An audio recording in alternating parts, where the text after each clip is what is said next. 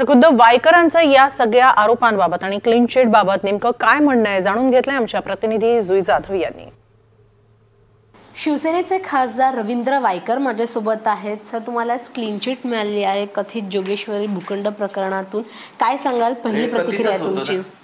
हे कथितच होतं आणि त्यामुळे कथित असल्यामुळे मग त्याला खरं म्हणजे मी त्यावेळेला देखील म्हटलं होतं की हे जे माझ्यावरती आरोप केलेले ते खोटे आहेत।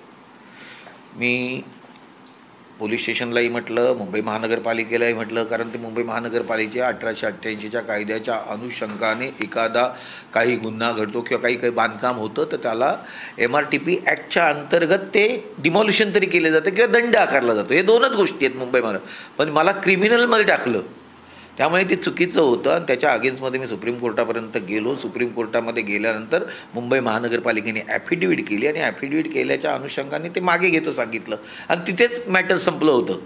सुप्रीम कोर्टाने मला वाटते फेब्रुवारी महिन्यामध्ये ॲफिडेविट केल्या कारणाने सुप्रीम कोर्टाचंच जजमेंट आल्यानंतर आता ह्यांनी लेट केलेलं आहे।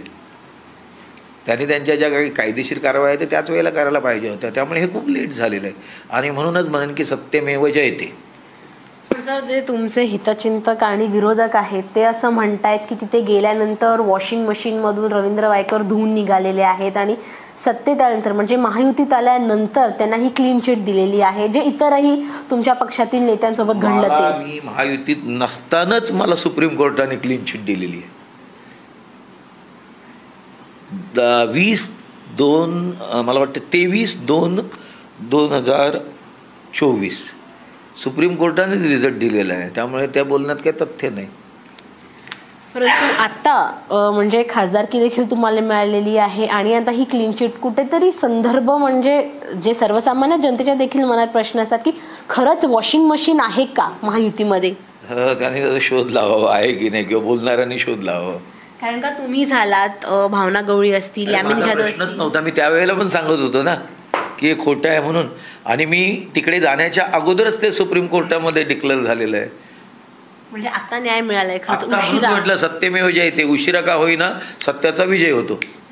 एक शेवटचा प्रश्न, खरं तर जर आपण पाहिलं तर मग खासदारकीच्या आधी तुमची एक मुलाखत व्हायरल झाली होती खूप, त्यामध्ये तुम्ही असं म्हणाला होतात की एक तर जेल किंवा पक्ष, दोनच ऑप्शन्स माझ्याकडे ठेवले गेले होते।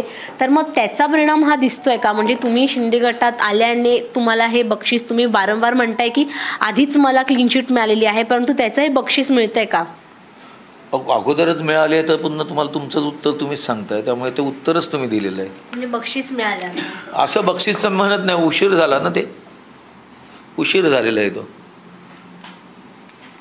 निश्चितच जर आपण पाहिलं तर मग ह्या आधीच क्लीन चिट मिळालेला आहे, मात्र सत्यमेव जयतेचा नारा रवींद्र वायकर यांनी दिलेला आहे।